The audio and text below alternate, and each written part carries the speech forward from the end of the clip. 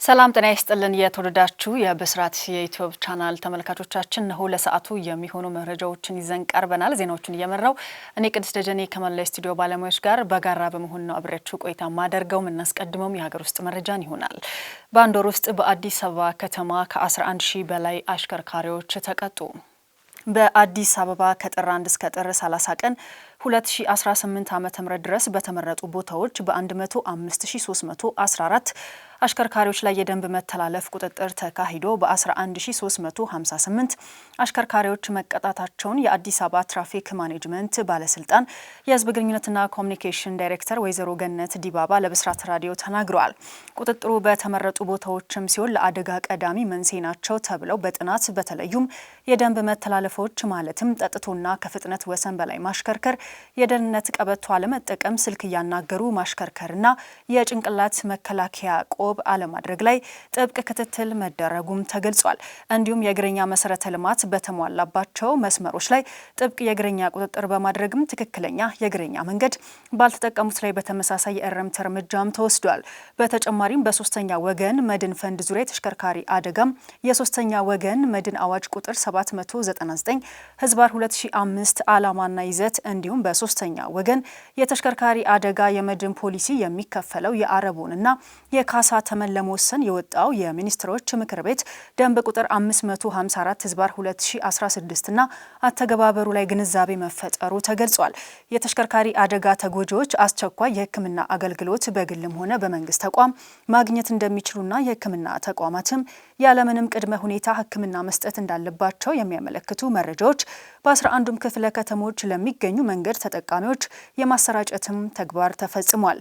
በተጨማሪም በጥር ወር በልዩ የመንገድ ደህንነት ግንዛቤ ማስጨበጫ ንቅናቄም በከተማዋ ከ2 ሚሊዮን ለሚበልጡ መንገድ ተጠቃሚዎችም ትምህርት ተሰጥቷል። በዚህም በ57 ትምህርት ቤቶች፣ በ47 ቤተ እምነቶች፣ በ106 መናኸሪያዎችና ህዝብ በብዛት በሚሰበሰብባቸው አካባቢዎች በገጽ ለገጽ የመንገድ ደህንነት ትምህርት የተሰጠ ሲሆን ቁጥጥሩ በቀጣይም ተጠናክሮ ይቀጥላል ሲሉ ወይዘሮ ገነት ዲባባ ጨምረው ለብስራት ራዲዮ ተናግሯል ስትል የዘገበችው ባልደረባችን ሳምራዊት ስዩም ናት። የግል ተበዳይን ከዘረፏት በኋላ ገፍትረው በመጣል በተሽከርካሪ ተገጭታ እንድትሞት ያደረገው ተከሳሽ በቁጥጥር ስር ዋለ። የሐረሪ ክልል ፖሊስ ኮሚሽን የህዝብ ግንኙነት ዳይሬክቶሬት ዳይሬክተር ኮማንደር ጣሰው ቻለው ለብስራት ራዲዮ እንደተናገሩት ተከሳሹ በድሬዳዋ ከተማ በቁጥጥር ስር መዋሉን ገልጸዋል። ተከሳሹ ሄኖክ አብነት የተባለው ግለሰብ ከሌሎች 2 ግብረ አበሮቹ ጋር በመሆን መጋቢት 13 ቀን 2015 ዓ.ም ሟች የኔወርቅ አበበን በመንገድ እየሄደች ሳለች በቲቪኤስ ተሽከርካሪ ከኋላ በፍጥነት በመድረስ ቦርሳዋን በመንጠቅ ወርውረው ህይወቷ እንዲያልፍ ያደረጉ ሲሆን በወቅቱ ሁለቱ ግለሰቦች በሐረሪ ፖሊስ ኮሚሽን የምርመራ ክፍል ምርመራቸው ሲጣራ መቆየቱን ተናግሯል። መጋቢት 13 ቀን 2015 ዓ.ም በግምት ከምሽቱ 12 ሰዓት ላይ በሐረሪ ክልል ሸንኮር ወረዳ ሞቢል ተብሎ በሚጠራው ስፍራ ሟች የኔወርቅ አበበ የተባለችውን ከምትማርበት ኮሌጅ ወደ ቤት ስትመለስ የሰሌዳ ቁጥር ኮድ 14248 ሐራ የሆነች ቲቪኤስ ተሽከርካሪ ውስጥ የነበሩ አንደኛ ሮቤል አህመድ ዋና ነጥቂያ የፈጸመ፣ ሁለተኛ ዳግም ቴዎድሮስ አለማየሁ የባጃጁ ሹፌር የነበረ፣ ሶስተኛ ሄኖክ አብነት መኮንን የተባሉት በጋራ በመሆን ሟችን ከባጃጅ ውስጥ ሆነው ከኋላ ቦርሳዋን ታግለው በመንጠቅ ይወረውሯታል። ከመንገዱ በተቃራኒ በኩል ይጓዝ የነበረ ቅጥቅጥ አይሱዙ አውቶቡስ ተሽከርካሪም ተገጭታ እንድትሞት በማድረጋቸው ምርመራው ተጠናቆ ለአቃቤ ሕግ በማቅረብ በሐረሪ ክልል ፍርድ ቤት አንደኛና ሁለተኛ ተከሳሾች እያንዳንዳቸው የ15 ዓመት እስራት የተፈረደባቸው ሲሆን በወቅቱ ተሰውሮ የነበረው ሄኖክ አብነት መኮንን በሌለበት 20 ዓመት ተፈርዶበት ስለነበር የሐረሪ ፖሊስ ኮሚሽን ባደረገው ክትትል በድሬዳዋ ከተማ ተሸሽጎ ከ3 ዓመት በኋላ በቁጥጥር ስር መዋሉን ኮማንደር ጣሰው ጨምረው ገልጸዋል። ወንጀል ሰርተው ለጊዜው የተሰወሩና በህብረተሰቡ ውስጥ ተሸሽገው ሰላማዊ መስለው ለመንቀሳቀስ የሚሞክሩ ግለሰቦችንም የሐረሪ ክልል በዘመናዊ ቴክኖሎጂና ከክልሎች ጋር በመቀናጀትም በቁጥጥር ስር መዋሉን እንደሚቀጥል ኮማንደር ጣሰው ቻለው ጨምረው ገልጸዋል። ዘገባው የሰብል አበበ ነው። አሳልፈኝ ስል አላሳልፍህም ብለኸኛል በሚል ተበዳይን የገደለው ግለሰብ በእስራት ተቀጣ። በደቡብ ምዕራብ ኢትዮጵያ ህዝቦች ክልል በካፋ ዞን አዲዮ ወረዳ ዳካ ቀበሌ ልዩ ስሙ ጋዳ ተብሎ በሚጠራው ስፍራ የወንጀል ድርጊቱ ተፈጽሟል። ተከሳሽ ደስታ ወንድሙና የግል ተበዳይ በካፋ ዞን አዲዮ ወረዳ ዳካ ቀበሌ ከምሽቱ 2:30 ሰዓት በሚሆንበት ጊዜ መጠጥ ቤት ውስጥ እየጠጡ ባለበት ሰዓት በመካከላቸው ጸብ ተነስቷል።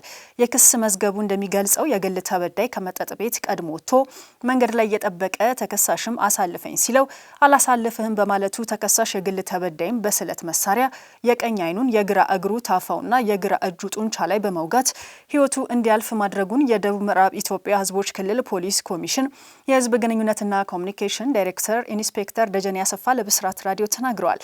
ፖሊስ የምርመራ መዝገቡን በሰውና በሕክምና የምርመራ ውጤት በማደራጀትም መዝገቡን ለአቃቤ ሕግ ይልካል። የዞኑ አቃቤ ሕግም ከፖሊስ የደረሰውን የምርመራ መዝገብ መርምሮ ግለሰቡን የኢፌድሪ የወንጀል ሕግ አንቀጽ 539 ንዑስ 1 ሀ ላይ የተደነገገውን ተላልፎ በመገኘት በፈጸመው የሰው ግድያ ወንጀል ክስ መስርቶበት ለፍርድ ቤት ያቀርባል። የካፋ ዞን ከፍተኛ ፍርድ ቤት ከአቃቤ ሕግ የደረሰውን የክስ መዝገብ ሲመለከት ቆይቶም ተከሳሹ የፈጸመውን ወንጀል በማስረጃ በማረጋገጡ ፍርድ ቤቱ ግለሰቡን ጥፋተኛ ነው ሲል የጥፋተኝነት ብይን ሰጥቷል። በዚሁ መሰረት የካፋ ዞን ከፍተኛ ፍርድ ቤትም ተከሳሽ ደስታ ወንድሙ በ12 ዓመት ጽኑ እስራት እንዲቀጣ መወሰኑን ኢንስፔክተር ደጀኔ አሰፋ ጨምረው ለብስራት ራዲዮ ተናግረዋል። ዘገባው የሳምራዊት ስዩም ነው። ተመልካቾቻችን አሁን ደግሞ ከውጭ ወዳገኘናቸው መረጃዎቻችን ነው የምናሳልፋችሁ። የአሜሪካው ፕሬዚደንት ዳግመኛ ኢራንን አስጠነቀቁ። የአሜሪካው ፕሬዚደንት ዶናልድ ትራምፕ ቴህራን በኒውክሌር መርሃ ግብሯ ላይ ስምምነት ላይ መድረስ ካልቻለች በጣም ከባድ የሆነ መዘዝ ሊገጥማት እንደሚችል በመግለጽ በድጋሚ አስጠነቀቁ። የአሜሪካው ፕሬዚደንት ዶናልድ ትራምፕ ዩናይትድ ስቴትስና ኢራን ከስምምነት ላይ መድረስ አለባቸው ካሉ በኋላ ይህንንም በሚቀጥለው ወር ማድረግ ይቻላል ብለዋል። አክለውም ስምምነት ላይ የማይደረስ ከሆነ ግን ወደ ሁለተኛው ዙር እርምጃ እንደሚገቡና ያም ለኢራን በጣም ከባድ እንደሚሆን ተናግረዋል። ትራምፕ ለመገናኛ ብዙሃን ሲናገሩ ስምምነት የመድረስ አስፈላጊነት ላይ አጽንኦት ሰጥተዋል። ከኢራን ጋር ስምምነት ላይ መድረስ አስፈላጊ ነው። ይህ ካልሆነ ግን ሁኔታው በጣም የከፋ ሊሆን ይችላል። ምንም ስምምነት ላይ መድረስ ካልተቻለ የኢራን ሁኔታ በጣም ከባድና በጣም የከፋ ይሆናል ብለዋል። ከስምምነት ላይ መድረስ አለብን፣ አለበለዚያ ሁኔታዎች የበለጠም ይካረራሉ እናም አስቸጋሪ ይሆናሉ ሲሉ ለጋዜጠኞችም ተናግረዋል።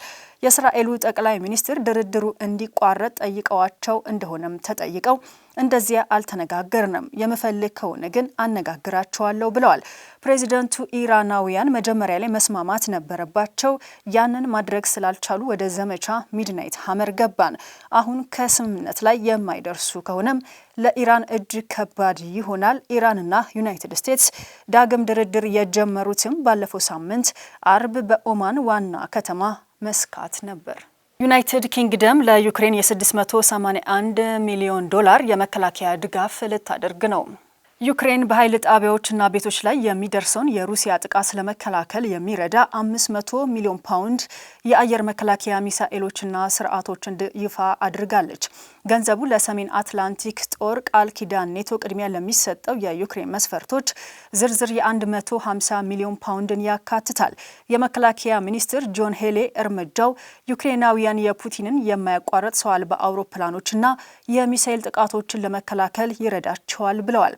እንደ ፓኬጁ አካል ዩናይትድ ኪንግደም ተጨማሪ 1000 ቀላል ክብደት ያላቸውን መልቲሮል ሚሳኤሎች እንዲሁም 1200 የአየር መከላከያ ሚሳኤሎችና 200,000 ጥይቶችን በአየር መከላከያ ኮንሰርቲየም በኩል ታቀርባለች። የፑቲንን ሙሉ ወረራ ወደ 5ኛው ዓመት እየተቃረበም ሲሆን ዩናይትድ ኪንግደምና አጋሮቻችን ዩክሬንን ለመደገፍ ከመቼውም ጊዜም በበለጠ ቁርጠኞች ናቸው ሲሉ ሄሌ በሰጡት መግለጫ ተደምጠዋል። አምስቱ ሀገራት በዩክሬን ቅድሚያ የሚሰጣቸው መስፈርቶች ዝርዝር ስር የአሜሪካ ጦር መሳሪያ ግዢ ለመለገስም አስተዋጽኦ ለማድረግም ቃል ገብተዋል። ሐሙስ ዕለት በብራሰልስ የዩክሬን መከላከያ ግንኙነት ቡድን ስብሰባ ላይ የኔቶ ዋና ጸሐፊ ማርክ ሩቶ ዩኬ፣ አይስላንድ፣ ኖርዌይ፣ ስዊድን እና ሊቱዌኒያ ላደረጉት አስተዋጽኦም ምስጋና አቅርበዋል።